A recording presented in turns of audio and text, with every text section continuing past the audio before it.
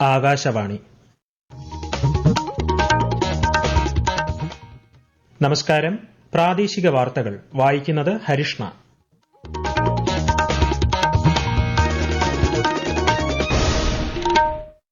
പ്രധാന വാർത്തകൾ. ഇന്ത്യ ഇന്ന് ലോകത്തിലെ ഒരു പ്രധാന നാവിക ശക്തിയായി വളർന്നുകൊണ്ടിരിക്കുകയാണെന്ന് പ്രധാനമന്ത്രി നരേന്ദ്രമോദി. മുംബൈയിൽ 3 മുൻനിര നാവികസേനാ കപ്പലുകൾ പ്രധാനമന്ത്രി രാഷ്ട്രത്തിന് സമർപ്പിച്ചു. 77ാമത് കരസേനാ ദിനത്തിൽ ആശംസകൾ അറിയിച്ച് രാഷ്ട്രപതി, പ്രധാനമന്ത്രി, കേന്ദ്രമന്ത്രിമാർ തുടങ്ങിയവർ. സംസ്ഥാന ഭക്ഷ്യസുരക്ഷാ വകുപ്പിന്റെ അത്യാധുനിക മൈക്രോബയോളജി ലാബ് മന്ത്രി വീണ ജോർജ് തിരുവനന്തപുരത്ത് ഉദ്ഘാടനം ചെയ്തു. ലോക കലാമേളയായ റാഗ് ബാഗിന്റെ ആദ്യ പതിപ്പിന് കോവളത്തെ കേരള ആർട്സ് ആന്റ് ക്രാഫ്റ്റ്സ് വില്ലേജിൽ തുടക്കം. കള്ളക്കടൽ പ്രതിഭാസത്തിന്റെ ഭാഗമായി കേരള തമിഴ്നാട് തീരങ്ങളിൽ ഇന്ന് ഉയർന്ന തിരമാലയ്ക്ക് സാധ്യത. മത്സ്യത്തൊഴിലാളികൾക്കും തീരദേശവാസികൾക്കും ജാഗ്രതാ നിർദ്ദേശം. ISL ഫുട്ബോളിൽ ഇന്ന് മുഹമ്മദൻ എസ്സി ചെന്നൈയിൻ FCയെ നേരിടും. വാർത്തകൾ വിശദമായി. ഇന്ത്യ ഇന്ന് ലോകത്തിലെ ഒരു പ്രധാന നാവിക ശക്തിയായി വളർന്നുകൊണ്ടിരിക്കുകയാണെന്ന് പ്രധാനമന്ത്രി നരേന്ദ്രമോദി. മുംബൈയിൽ 3 മുൻനിര നാവിക യുദ്ധക്കപ്പലുകളായ INS സൂറത്ത്, INS നീലഗിരി, INS വാഗ്ഷീർ എന്നിവ രാഷ്ട്രത്തിന് സമർപ്പിക്കുകയായിരുന്നു അദ്ദേഹം. ശക്തവും സ്വയം പര്യാപ്തവുമായ പ്രതിരോധ മേഖല കെട്ടിപ്പടുക്കുന്നതിനുള്ള ഇന്ത്യയുടെ പ്രതിബദ്ധതയ്ക്ക് തെളിവാണ് പുതിയ കപ്പലുകളുടെ കമ്മീഷനിംഗ് എന്ന് പ്രധാനമന്ത്രി പറഞ്ഞു. भारत दुनिया की एक मेजर मैरीटाइम पावर बन रहा है. आज जो प्लेटफॉर्म लॉन्च हुए हैं, भारत की सुरक्षा और प्रगति दोनों को नया सामर्थ्य देंगे. आज भारत पूरे विश्व और खासकर ग्लोबल साउथ में एक भरोसेमंद और जिम्मेदार साथी के रूप में पहचाना जा रहा है. ഇതാദ്യമായാണ് നാവികസേനയുടെ 3 കപ്പലുകൾ ഒരേ സമയം കമ്മീഷൻ ചെയ്യുന്നത്. നവി മുംബൈയിലെ ഖാർഖറിൽ ഇസ്കോൺ ക്ഷേത്രവും ശ്രീ മോദി ഇന്ന് ഉദ്ഘാടനം ചെയ്യും. ഇന്ന് 77ാമത് കരസേനാ ദിനം. രാഷ്ട്രപതി ദ്രൌപദി മുർമു, പ്രധാനമന്ത്രി നരേന്ദ്രമോദി, രാജ്യരക്ഷാമന്ത്രി രാജ്നാഥ് സിംഗ്, കേന്ദ്ര ആഭ്യന്തരമന്ത്രി അമിത്ഷാ, സംയുക്ത സൈനിക മേധാവി ജനറൽ അനിൽ ചൌഹാൻ തുടങ്ങിയവർ സേനാംഗങ്ങൾക്കും വിമുക്ത ഭടന്മാർക്കും ആശംസകൾ നേർന്നു. രാജ്യത്തിന്റെ പരമാധികാരം സംരക്ഷിക്കുന്നതിനും ദേശീയ സുരക്ഷ ഉറപ്പാക്കുന്നതിനുമുള്ള സൈന്യത്തിന്റെ അചഞ്ചലമായ പ്രതിബദ്ധത രാജ്യത്തിനാകെ പ്രചോദനമാണെന്ന് രാഷ്ട്രപതി പറഞ്ഞു. സേനയുടെയും അവരുടെ കുടുംബങ്ങളുടെയും ക്ഷേമത്തിന് സർക്കാർ പ്രതിജ്ഞാബദ്ധമാണെന്ന് പ്രധാനമന്ത്രി വ്യക്തമാക്കി. 1949ൽ അവസാനത്തെ ബ്രിട്ടീഷ് സൈന്യാധിപനിൽ നിന്ന് ജനറൽ KM കരിയപ്പ ഇന്ത്യൻ കരസേനയുടെ കമാൻഡ് ഏറ്റെടുത്തതിന്റെ സ്മരണയ്ക്കായാണ് ദിനാചരണം സംഘടിപ്പിക്കുന്നത്. 15ാം കേരള നിയമസഭയുടെ 13ാം സമ്മേളനത്തിന് വെള്ളിയാഴ്ച തുടക്കമാകും. ഗവർണറുടെ നയപ്രഖ്യാപനത്തോടെയായിരിക്കും സമ്മേളനം ആരംഭിക്കുക. സമ്മേളനത്തിന്റെ ആദ്യഘട്ടം ഈ മാസം 23ന് സമാപിക്കും. തിരുവനന്തപുരത്ത് സംസ്ഥാന ഭക്ഷ്യസുരക്ഷാ വകുപ്പ് നിർമ്മാണം പൂർത്തീകരിച്ച ആധുനിക സൌകര്യങ്ങളോടുകൂടിയ മൈക്രോബയോളജി ലാബ് മന്ത്രി വീണ ജോർജ് ഉദ്ഘാടനം ചെയ്തു. സ്റ്റേറ്റ് പബ്ലിക് ഹെൽത്ത് ലാബ് ക്യാമ്പസിലുള്ള സർക്കാർ അനലിസ്റ്റ് ലബോറട്ടറിയിലാണ് പുതിയ ലാബ് സജ്ജമാക്കിയിട്ടുള്ളത്. കൊച്ചിയിലെ വിവിധ സ്ഥലങ്ങളെ മെട്രോ സ്റ്റേഷനുകളുമായി ബന്ധിപ്പിച്ചിട്ടുള്ള metro connect electric bus service മന്ത്രി P രാജീവ് ഇന്ന് കളമശ്ശേരിയിൽ ഫ്ളാഗ് ഓഫ് ചെയ്യും. ആലുവ മുതൽ കൊച്ചി വിമാനത്താവളം വരെയും Kalamassery medical college, high court, MG road circular തുടങ്ങിയ റൂട്ടുകളിലാണ് ബസ് സർവീസുകൾ ആരംഭിക്കുന്നത്. 15 ഇലക്ട്രിക് ബസ്സുകളാണ് ഇതിനായി ഉപയോഗിക്കുക. കോഴിക്കോട് കോർപ്പറേഷൻ നടപ്പിലാക്കുന്ന സമന്വയ പദ്ധതിയുടെ പ്രഖ്യാപനം ഇന്ന് വൈകിട്ട് കോഴിക്കോട് ബീച്ചിൽ നടക്കും. വയോജന ഭിന്നശേഷി സൌഹൃദമായ നഗരം സൃഷ്ടിക്കുകയും സമ്പൂർണ്ണ ശുചിത്വം ഉറപ്പാക്കി പുതിയൊരു മാതൃക സൃഷ്ടിക്കുകയുമാണ് പദ്ധതിയുടെ ലക്ഷ്യം. വിശദാംശങ്ങളുമായി ആകാശവാണി കോഴിക്കോട് ജില്ലാ പ്രതിനിധി നസീർ ബാബു. മരുന്നുകൾ, ഭക്ഷണമെത്തിക്കൽ, സൗഹൃദ സന്ദർശനം, ഹോം ഹെൽത്ത് ടീം, വീടുകളിലെത്തി ശാരീരികവും മാനസിക പരിശോധനവും സാന്ത്വന പരിചരണവും, ടെലിഹെൽത്ത് മെഡിസിൻ സംവിധാനങ്ങൾ ഉപയോഗിച്ച് ഡോക്ടർമാർ, സൈക്കോളജിസ്റ്റുകൾ തുടങ്ങി ആരോഗ്യ പ്രവർത്തകരുടെയും സേവനം ഉറപ്പാക്കും. ട്രാൻസ്പോർട്ടേഷൻ കോർഡിനേഷൻ ഉറപ്പുവരുത്തും. ഇതിനുവേണ്ടി വാർഡുകൾ കേന്ദ്രീകരിച്ച് ഡിവിഷൻ ഹെൽത്ത് ടീമുകൾ രൂപീകരിക്കും. സമന്വയ കർമ്മ പദ്ധതി വഴി സാന്ത്വന പരിചരണ രംഗത്തെ വിവിധ പ്രവർത്തനങ്ങൾ ഏകോപിപ്പിക്കുകയും കോർപ്പറേഷൻ, ആരോഗ്യവകുപ്പ്, സന്നദ്ധ സംഘടനകൾ തുടങ്ങി വിവിധ വിഭാഗങ്ങളിൽ നടത്തുന്ന സാന്ത്വന പരിചരണ സംവിധാനവും ഒരു കുടക്കീഴിൽ കൊണ്ടുവരികയും ചെയ്യും.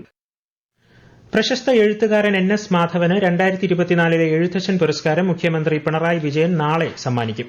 സെക്രട്ടേറിയറ്റ് ദർബാർ ഹാളിൽ നടക്കുന്ന ചടങ്ങിൽ മന്ത്രി സജി ചെറിയാൻ അധ്യക്ഷനാകും. കേരള സർക്കാർ സംഘടിപ്പിക്കുന്ന അന്താരാഷ്ട്ര നിക്ഷേപക സംഗമത്തിൽ UAE സാമ്പത്തികകാര്യമന്ത്രി അബ്ദുള്ള ബിൻ തൌഖ് അൽ മാരി പങ്കെടുക്കുമെന്ന് മന്ത്രി P രാജീവ്. നിക്ഷേപക സംഗമവുമായി ബന്ധപ്പെട്ട് ദുബായിൽ നടന്ന റോഡ് ഷോയിൽ UAEയിലെ ഇന്ത്യൻ അംബാസിഡർ സഞ്ജയ് സുധീർ ഉൾപ്പെടെയുള്ളവർ പങ്കെടുത്തു. ഇന്ത്യ UAE ബന്ധത്തിൽ കേരളത്തിന് അതുല്യമായ സ്ഥാനമാണുള്ളതെന്ന് ശ്രീ സഞ്ജയ് സുധീർ പറഞ്ഞു. ഈ വാർത്തകൾ ആകാശവാണിയിൽ നിന്ന്. ആകാശവാണി വാർത്തകളും വാർത്താ അധിഷ്ഠിത പരിപാടികളും All India Radio News Thiruvananthapuram YouTube ചാനലിലും at All India Radio News Thiruvananthapuram Facebook പേജിലും AIR ന്യൂസ് _ ഇൻസ്റ്റഗ്രാം അക്കൌണ്ടിലും at AIR news _ TVM X ഹാൻഡിലും ലഭ്യമാണ്. പ്രധാനമന്ത്രി നരേന്ദ്രമോദി ആകാശവാണിയിലൂടെ ജനങ്ങളുമായി ആശയങ്ങൾ പങ്കുവയ്ക്കുന്ന പ്രതിമാസ റേഡിയോ പ്രഭാഷണ പരിപാടി മൻ കി ബാത്ത് ഈ മാസം 19-ന്. ഈ വർഷത്തെ ആദ്യ മൻ കി ബാത്ത് ആണിത്. പരിപാടിയിലേക്കുള്ള ആശയങ്ങളും അഭിപ്രായങ്ങളും MyGov ഓപ്പൺ ഫോറത്തിലോ 1800117800 എന്ന ടോൾ ഫ്രീ നമ്പറിലോ ഈ മാസം 17 വരെ പങ്കുവയ്ക്കാവുന്നതാണ്. അഭിനേത്രി ഹണി റോസിനെ ലൈംഗികമായി അധിക്ഷേപിച്ച കേസിൽ ഇന്നലെ ജാമ്യം അനുവദിച്ച ശേഷവും വ്യവസായി ബോബി ചെമ്മണ്ണൂർ കാക്കനാട് ജില്ലാ ജയിലിൽ നിന്ന് പുറത്തിറങ്ങാതിരുന്നതിനെ കടുത്ത ഭാഷയിൽ വിമർശിച്ച് ഹൈക്കോടതി. ഇന്ന് രാവിലെ ജയിലിൽ നിന്ന് പുറത്തിറങ്ങിയതിനു ശേഷം ബോബി മാധ്യമങ്ങളോട് പറഞ്ഞത് വ്യക്തമാക്കണമെന്നും പുറത്തിറങ്ങാൻ വിസമ്മതിച്ച സാഹചര്യം വിശദീകരിക്കണമെന്നും ഹൈക്കോടതി ആവശ്യപ്പെട്ടു. ബോബി മാപ്പ് പറഞ്ഞോ എന്ന് പരിശോധിക്കണമെന്നും ജസ്റ്റിസ് PV കുഞ്ഞികൃഷ്ണൻ നിർദ്ദേശിച്ചു. ലോക കലാമേളയായ റാഗ് ബാഗിന്റെ ആദ്യ പതിപ്പിന് കോവളത്തെ കേരള ആർട്സ് ആൻഡ് ക്രാഫ്റ്റ്സ് വില്ലേജിൽ തുടക്കമായി. നാടകം, സർക്കസ്, ഫിസിക്കൽ കോമഡി, പാവകളി, ഷാഡോ പ്ലേ എന്നിങ്ങനെ വ്യത്യസ്തങ്ങളായ കലാരൂപങ്ങളുടെ സമന്വയമാണ് റാഗ് ബാഗ് മേള. വിദേശ രാജ്യങ്ങളിൽ നിന്നുൾപ്പെടെയുള്ള 300-ലേറെ കലാപ്രവർത്തകർ പങ്കെടുക്കും. വ്യത്യസ്ത വിഷയങ്ങളെ അധികരിച്ചുള്ള പാനൽ ചർച്ചകളും മേളയുടെ ഭാഗമായുണ്ടാകും. ജനുവരി 19-ന് മേള അവസാനിക്കും. വിവിധ തൊഴിൽ മേഖലയിൽ തൊഴിലാളികളുടെ ക്ഷാമം പരിഹരിക്കുക എന്ന ലക്ഷ്യത്തോടെ കണ്ണൂർ ജില്ലാ പഞ്ചായത്ത് ലേബർ ബാങ്ക് പദ്ധതി നടപ്പാക്കുന്നു. ഇതിന്റെ ഭാഗമായ മൊബൈൽ ആപ്ലിക്കേഷൻ മന്ത്രി MB രാജേഷ് പുറത്തിറക്കി. വിശദാംശങ്ങളുമായി ആകാശവാണി കണ്ണൂർ ജില്ലാ പ്രതിനിധി KO ശശിധരൻ. ഓൺലൈൻ പ്ലാറ്റ്ഫോമിലൂടെ ഗ്രാമീണ തൊഴിൽ മേഖലയിൽ ഉൾപ്പെടെയുള്ള തൊഴിലാളികളുടെ ഡാറ്റാ ബാങ്ക് തയ്യാറാക്കുക എന്ന ലക്ഷ്യത്തോടെയാണ് ജില്ലാ പഞ്ചായത്ത് പദ്ധതിക്ക് തുടക്കമിട്ടത്. വ്യത്യസ്ത മേഖലകളിലെ തൊഴിലാളികൾക്ക് അവരുടെ തൊഴിൽ വൈദഗ്ധ്യം, താൽപര്യം, വേതനം ഉൾപ്പെടെയുള്ള വിവരങ്ങൾ മൊബൈൽ ആപ്പിൽ രേഖപ്പെടുത്താൻ സാധിക്കും. Kannur district panchayat labour bank എന്ന പേരിൽ ആപ്ലിക്കേഷൻ ഗൂഗിൾ പ്ലേ സ്റ്റോറിലും ആപ്പ് സ്റ്റോറിലും ലഭ്യമാണ്. തൊഴിലാളികൾക്കും തൊഴിൽ ദാതാക്കൾക്കും ആപ്ലിക്കേഷനിൽ പേര് രജിസ്റ്റർ ചെയ്യാൻ സാധിക്കും. കള്ളക്കടൽ പ്രതിഭാസത്തിന്റെ ഭാഗമായി കേരള തമിഴ്നാട് തീരങ്ങളിൽ ഇന്ന് ഉയർന്ന തിരമാലയ്ക്കും കടലാക്രമണത്തിനും സാധ്യതയുണ്ടെന്ന് ദേശീയ സമുദ്രസ്ഥിതി പഠന ഗവേഷണ കേന്ദ്രം. മത്സ്യത്തൊഴിലാളികളും തീരദേശവാസികളും ജാഗ്രത പാലിക്കണം. ബീച്ചിലേക്കുള്ള യാത്രകളും കടലിൽ ഇറങ്ങിയുള്ള വിനോദങ്ങളും പൂർണ്ണമായി ഒഴിവാക്കണമെന്നും നിർദ്ദേശമുണ്ട്. വനിതാ ക്രിക്കറ്റിൽ 3 മത്സരങ്ങളുള്ള ഇന്ത്യ-അയർലൻഡ് ഏകദിന പരമ്പരയുടെ അവസാന മത്സരം ഗുജറാത്തിലെ രാജ്കോട്ടിൽ പുരോഗമിക്കുന്നു. ടോസ് നേടിയ ഇന്ത്യ ബാറ്റിംഗ് തിരഞ്ഞെടുത്തു. ഒടുവിൽ വിവരം ലഭിക്കുമ്പോൾ ഇന്ത്യൻ വനിതകൾ 23 ഓവറിൽ 188 റൺസ് എടുത്തിട്ടുണ്ട്. ISL ഫുട്ബോളിൽ ഇന്ന് മുഹമ്മദൻ SC ചെന്നൈയിൻ FCയെ നേരിടും.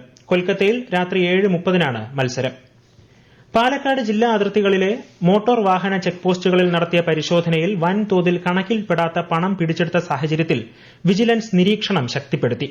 കൂടുതൽ വിവരങ്ങളുമായി ആകാശവാണി പാലക്കാട് ജില്ലാ പ്രതിനിധി ഫൈസൽ അലിമുത്ത്.